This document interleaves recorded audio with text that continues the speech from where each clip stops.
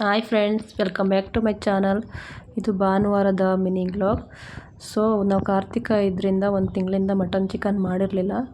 ಭಾನುವಾರ ಚಿಕನ್ ಮಾಡಿದ್ದು, ಮಟನ್ ಮಾಡಿರಲಿಲ್ಲ. ಚಿಕನ್ ಪೆಪ್ಪರ್ ಫ್ರೈ ಮಾಡ್ಕೊಂಡಿದ್ದೆ, ತುಂಬ ಚೆನ್ನಾಗಾಗಿತ್ತು. ಮನೆಯಲ್ಲೆಲ್ಲ ಇಷ್ಟಪಟ್ಟು ತಿಂದರು, ತುಂಬ ಚೆನ್ನಾಗಿ ಕೂಡ ಆಗಿತ್ತು. ಇದ್ರ ಜೊತೆಗೆ ಮುದ್ದೆ ಅನ್ನ ಮಾಡ್ಕೊಂಡಿದ್ದೆ, ಮತ್ತು ಚಿಕನ್ದು ಚಾಪ್ಸು ಕೂಡ ಮಾಡ್ಕೊಂಡಿದ್ದೆ, ಗ್ರೀನ್ ಚಿಲ್ಲಿ ಅದನ್ನು ಸಹ ಮಾಡ್ಕೊಂಡಿದ್ದೆ. ಮುದ್ದೆ ಅನ್ನಕ್ಕೆಲ್ಲ ತುಂಬ ಚೆನ್ನಾಗಾಗಿತ್ತು.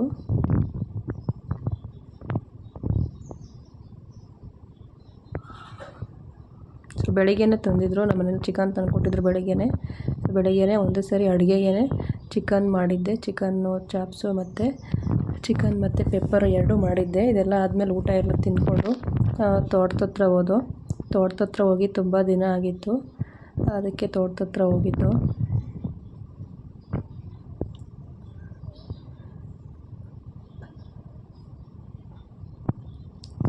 ಸೊ ನಾನು ಸ್ವಲ್ಪ ತೆಂಗಿನಕಾಯಿ ಎಲ್ಲ ಬಿದ್ದಿತ್ತು, ಎತ್ಕೊಬಂದು ಇಟ್ಕೊಂಡೆ. ಸೊ ಅವರೆ ಗಿಡದಲ್ಲಿ ಸ್ವಲ್ಪ ಅವರೆಕಾಯಿ ಬಂದಿತ್ತು, ನೋಡಿ ಎಷ್ಟು ಚೆನ್ನಾಗಿ ಹೂ ಬಂದಿದೆ ಅವರೆ ಗಿಡ. ಅದ್ರ ಜೊತೆಗೆ ಒಂದೊಂದು ಹಳ್ಳಿ ಗಿಡನೂ ಹಾಕ್ಕೊಂಡಿದೆ, ಹಳ್ಳೆಣ್ಣೆಗೆಲ್ಲ ಆಗುತ್ತೆ ಅಂತ. ಅವು ಕೂಡ ಇನ್ನೇನು ಗೊನೆ ಬರ್ತಾಯಿದೆ. ಸೊ ಯಾರಿಗೆಲ್ಲ ಹಳ್ಳಿ ಜೀವನ ಇಷ್ಟ, ಪ್ಲೀಸ್ ಲೈಕ್ ಮಾಡಿ, ಶೇರ್ ಮಾಡಿ, ಕಮೆಂಟ್ ಮಾಡಿ, ಹೊಸಬ್ರಿಗೆ ಸಪೋರ್ಟ್ ಮಾಡಿ. ಅವರೆಕಾಯಿ ಎಲ್ಲ ಬಿಡಿಸ್ಕೊತಾ ಇದ್ದೀನಿ, ಬಲ್ತಿರೋ ಅವರೆಕಾಯಿನೆಲ್ಲ ಬಿಡಿಸ್ಕೊತಾ ಇದ್ದೀನಿ ಸಾಂಬಾರಿಗೆ.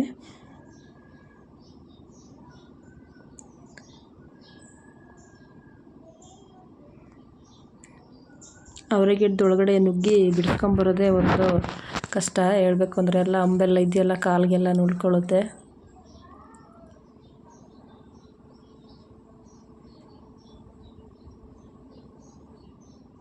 ಬಿಡಿಸ್ಕೊಂಡೆಲ್ಲ ಕವರ್ ಒಳಗೆ ಹಾಕೋತಾ ಇದೆ.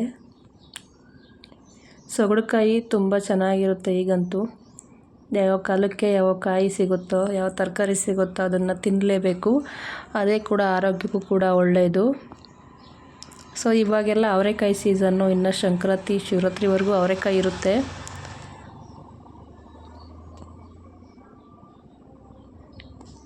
ಚೆನ್ನಾಗಿ ಬಲ್ತಿತ್ತು ಸೊಗಡವರೆಕಾಯಿ ಹಾಕಿ ಸಾಂಬಾರು ಮಾಡಿದ್ರೆ ಸಾಂಬಾರು ಕೂಡ ತುಂಬ ಟೇಸ್ಟಾಗುತ್ತೆ. ಆಯಾಯ ಕಾಲಕ್ಕೆ ಯಾವ್ಯಾವ ತರಕಾರಿ ಸಿಗುತ್ತೆ, ಅವರೆಕಾಯಿ ಸೀಸನಲ್ಲಿ ಅವರೆಕಾಯಿ, ಅಲಸಂದೆ ಕಾಳು ಸೀಸನಲ್ಲಿ ಅಲಸಂದೆ ಕಾಳು, ತೊಗರಿಕಾಯಿ ಸೀಸನಲ್ಲಿ ತೊಗರಿಕಾಳು ತಿನ್ನೋದು ಎಲ್ಲ ವಾಡಿಕೆ. ಅದು ಆರೋಗ್ಯಕ್ಕೂ ಕೂಡ ಒಳ್ಳೆಯದು. ಯಾವ್ಯಾವ ಟೈಮಲ್ಲಿ ತರಕಾರಿ ಸೊಪ್ಪು ಸಿಗುತ್ತೋ ಆ ಟೈಮಲ್ಲಿ ಅದನ್ನು ಬಳಸಬೇಕು ಯಥೇಚ್ಛವಾಗಿ. ಅದರಿಂದ ದುಡ್ಡು ಕೊಟ್ಟು ಎಷ್ಟು ತಿನ್ನೋಕ್ಕಾಗಲ್ಲ ಅಂತ ಅಂದ್ಬಿಟ್ಟು ನಾನು ಈ ಥರ ಒಂದು ಪಾತೆಗೆ ಅವರೆ ಗಿಡ ಹಾಕ್ಕೊಂಡಿದ್ದೀನಿ, ಮನೆಗಾಗುತ್ತೆ. ಕಾಯೆಲ್ಲ ಬಿಡಿಸಿಟ್ಕೋಬೇಕು.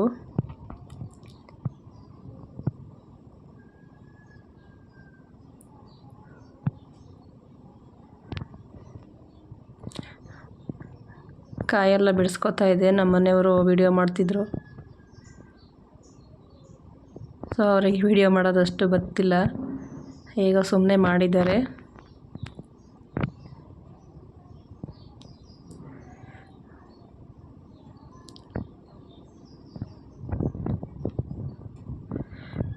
ಮತ್ತು ತೋಟ ಎಲ್ಲ ಸುತ್ತಾಡಿದ್ಮೇಲೆ ಸ್ವಲ್ಪ ತೆಂಗಿನಕಾಯಿ ಸಿಕ್ತು. ತೆಂಗಿನಕಾಯಿನೂ ಸಹ ಒಂದು ಬ್ಯಾಗ್ ತೊಗೊಂಡೋಗಿದ್ದೆ, ಬ್ಯಾಗ್ ಇಟ್ಕೊಂಡೆ. ನೋಡಿ ಇಷ್ಟು ಅವರೆಕಾಯಿ ಸಿಕ್ತು, ಎಲ್ಲ ಬಲ್ತಿರೋದೇ.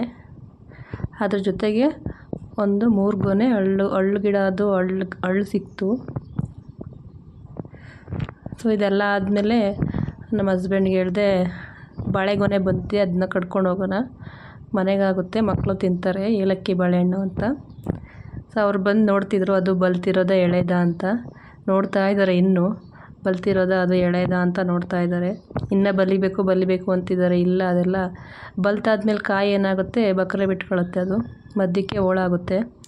ಆದ್ದರಿಂದ ಕಿತ್ಕೊಳ್ರಿ, ಆಗಲಿ, ಹಣ್ಣಾಗುತ್ತೆ ಅಂತ ಹೇಳಿದೆ. ಅದು ಜಾಸ್ತಿ ದಪ್ಪ ಆಗೋಲ್ಲ, ಗೊನೆ ಅಷ್ಟೇ ದಪ್ಪ ಆಗೋದು, ಕಿತ್ಕೊಳ್ರಿ ಅಂತ ಅಂದೆ. ಆಮೇಲೆ ಅವ್ರು ಕಟ್ ಮಾಡಿಕೊಟ್ರು. ಇದೆಲ್ಲ ಆದಮೇಲೆ ಮನೆಗೆ ಬಂದ್ವಿ. ಅವರೆಕಾಯೆಲ್ಲ ಸುಲಿದೆ, ಸ್ವಲ್ಪ ನೆನೆಕಿದ್ದೀನಿ ಇದ್ಬೇಳೆ ಸಾಂಬಾರಿಗೆ. ನೋಡಿ, ಇದು ನಮ್ಮ ಕಡೆ ಸಿಗುವಂಥ ಟೊಮೊಟೊ. ಇದು ಆವಾಗಿನ ಕಾಲದಲ್ಲೆಲ್ಲ ಇದರಲ್ಲೇ ಸಾಂಬಾರು ಮಾಡ್ತಿದ್ರು. ತುಂಬ ಟೇಸ್ಟ್ ಆಗುತ್ತೆ ಸಾಂಬಾರು ಕೂಡ ಇದರಲ್ಲಿ. ಸ್ವಲ್ಪ ಹೂವೆಲ್ಲ ಇತ್ತಲ್ಲ ತೋಟದಲ್ಲಿ, ಹೂವೆಲ್ಲ ಬಿಡಿಸ್ಕೊಂಬಂದು ಕಟ್ಟಿಟ್ಕೊಂಡೆ. ಅಷ್ಟರಲ್ಲಿ ನನ್ನ ತಮ್ಮ ಊರಿಂದ ಬಂದ, ತರಕಾರಿ ಎಲ್ಲ ತಂದಿದ್ದ. ನುಗ್ಗೆ ಸೊಪ್ಪು, ಮೆಂತ್ಯ ಸೊಪ್ಪೆಲ್ಲ ಕಡಿಮೆ ಆಗಿದೆ ಈಗ, ಕೊತ್ತಂಬರಿ ಎಲ್ಲ, ಪಪ್ಪಾಯ ಎಲ್ಲ ತೊಗೊಬಂದಿದ್ದ. ಅದ್ರ ಜೊತೆಗೆ 1 ಲೀಟ್ರ್ ಹಾಲು ಕೂಡ ತಂದಿದ್ದ. ಸೋರೆಕಾಯಿ, ಪಪ್ಪಾಯ ನೋಡಿ, ತೋಟದಲ್ಲಿ ಏನು ಸಿಗುತ್ತೋ ಎಲ್ಲ ನಮ್ಮಮ್ಮ ಈ ಥರ ಬಿಡಿಸಿ ಕೊಟ್ಟು ಕಳಿಸ್ತಾರೆ. ತಾಯಿಗೆ ಮಕ್ಕಳ ಮೇಲೆ ಎಷ್ಟು ಪ್ರೀತಿ ಇರುತ್ತೆ ಅಲ್ವಾ. ಇವಾಗಲಿಂದ ಅಲ್ಲ, ನನ್ನ ಮದುವೆ ಆದಾಗಲಿಂದನೂ ಕೂಡ ಹೀಗೇ. ಸೊ ಅದ್ರ ಜೊತೆಗೆ ಟೊಮೊಟೊ, ಕೊತ್ತಂಬರಿ ಎಲ್ಲ, ಮೆಂತ್ಯ ಸೊಪ್ಪೆಲ್ಲ ಅವನೇ ದುಡ್ಡು ಕೊಟ್ಟು ತಂದಿದ್ದ. ಅದ್ರ ಜೊತೆಗೆ 1 ಲೀಟ್ರ್ ಹಾಲು ಹಸು ಇದೆ ಕೊಟ್ಟು ಕಳಿಸಿದ್ರು. ಥ್ಯಾಂಕ್ ಯು ಫ್ರೆಂಡ್ಸ್, ವಿಡಿಯೋ ನೋಡಿದ್ದಕ್ಕೆ.